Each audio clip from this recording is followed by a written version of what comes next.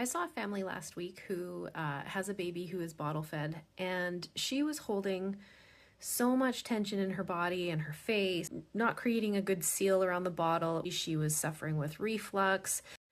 They showed me pictures of her feeding on her bottle, and they had her on her back. The bottle was in her mouth, and this baby was so far arched back that the parents were just confused. They had been seeing a physiotherapist. The physiotherapist noticed that there was a indent midline of the tongue, which often indicates that there is a tongue tie or oral restriction. When I did the oral exam, her face and her jaw was just so tight that I couldn't get a proper oral exam. I couldn't get her to suck on my finger. Everything was really dysregulated and disorganized. What we did was get her onto the bottle in a side-lying position, and I showed them how to do a side-lying pace bottle feeding. She was extremely calm.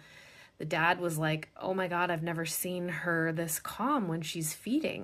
I also did some stretches on her body, and I sent them home with a couple things to do, including the stretches that I showed them, as well as giving her lots of opportunity to move her body outside of containers like car seats and vibrating chairs and things like that. And I said, come back in a week. I want to see after if she's had some more body work and you've practiced this low stress feeding for her, if her body tension has changed enough for me to get a good look in her mouth.